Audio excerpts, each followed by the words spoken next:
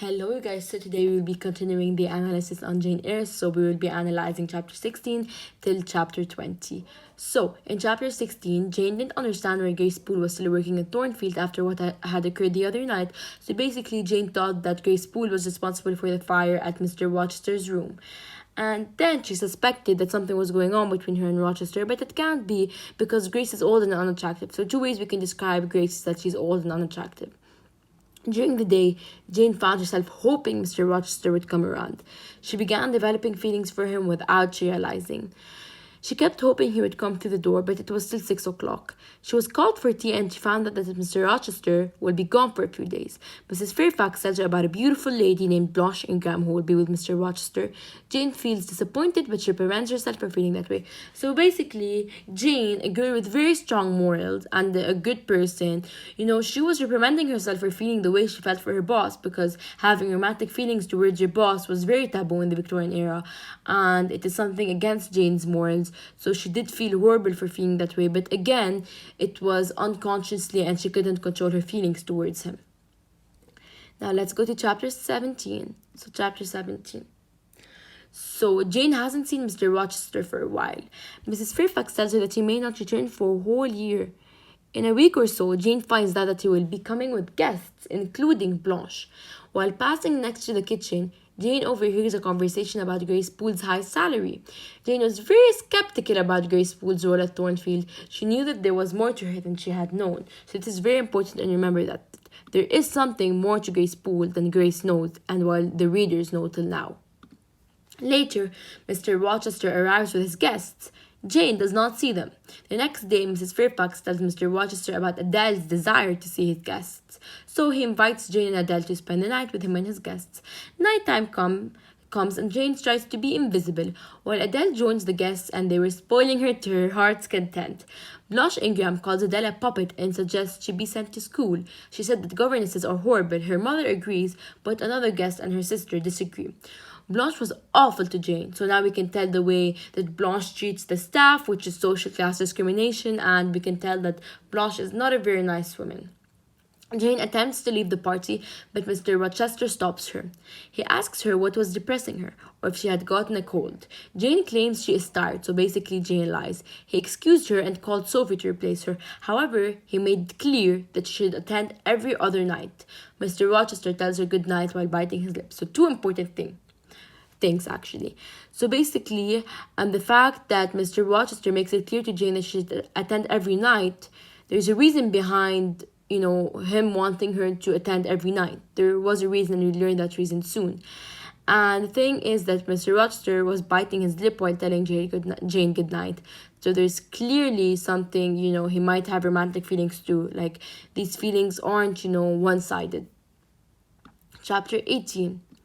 So, when the guests wanted to play charades, Mr. Rochester asked Jane if she could play, but she nodded. Blanche makes a comment about Jane being dumb. Jane finds out that Rochester will marry Blanche, so Jane was deeply hurt by the news, obviously, because she had feelings for him. While looking through the window, Blanche was really mean to Adele and gave Jane a nasty look, so again, social class discrimination towards Jane. She was very unfriendly and repeatedly asked for Adele to be escorted. So basically, since Jane, I'll explain the social class discrimination a little bit more for you guys. Since Jane was a governess and Blanche was an aristocrat, obviously Blanche's social, level was higher than Jane. So Blanche thought that she had the right to treat Jane the way she could treat her, she could treat her any way she wanted, actually. And one day, a strange man came, and everyone thought it was Mr. Rochester, but it wasn't. It was his friend, Mr. Mason. He had come with a gypsy woman, and he claimed that she shouldn't leave until she read their fortunes. The men were excited about this, but Ingram was not. She started though, so she was the first to have her fortune read. When she came back, everyone was asking her how it was, but she told them to mind their own business. Jane watched her for a while and she realized that it didn't go well. Reason being that she opened the book and didn't flip a page for half an hour. So basically, whatever happened while the gypsy was reading Blanche's fortune was not good, or well, Blanche didn't like it because Blanche came back and she did not share what the gypsy had told her and she was not in a good mood. And she opened that book to make it look she was occupied, so nobody would talk to her, ask her what happened with the gypsy.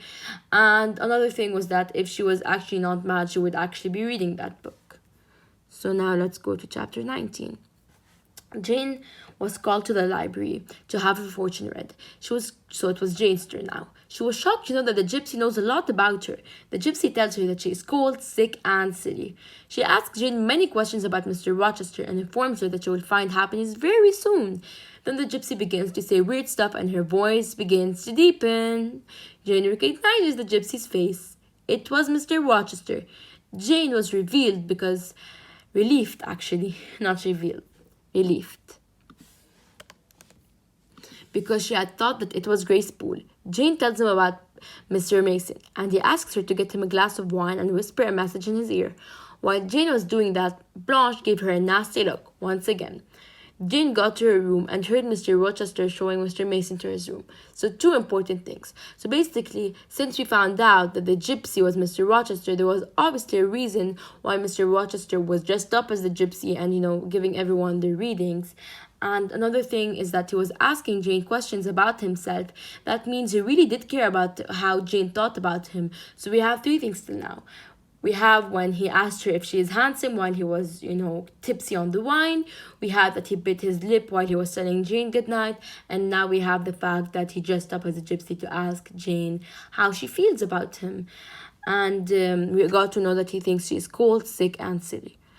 And we also know, we actually also realize that there's something off with Mr. Mason because, Mr. Rochester is constantly making Jane do tasks. So there's obviously something suspicious with Mr. Mason.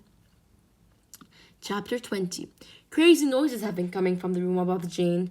She goes to the hallway to find everyone panicking. Mr. Rochester declared that a servant has had a bad dream, and everyone goes back to the room. So again, there's always an excuse for everything, even though this is not what really happened.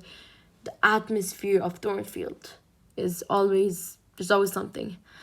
Jane couldn't get herself to sleep, so she stays in her clothing. Mr. Rochester comes back and asks her if she is scared of the sight of blood. Jane says that she does not know since she has never seen it. He takes her to the room and she sees Mr. Mason stabbed in the arm. Mr. Rochester instructs Jane to stanch the wound and not conversate with Mr. Mason whatsoever. Then Mr. Rochester gets a surgeon and asks Jane to do a few tasks for him. After that, he and Jane go to the orchid and they discuss a young man making an error. So obviously there's something with a young man making an error. Mr. Rochester has done or committed sins during his youth because last time he said that guilt is the poison of a person's life. So he's obviously carrying guilt, and this time he discusses a young man making an error. So there's something wrong with him and he has obviously committed sins in his youth.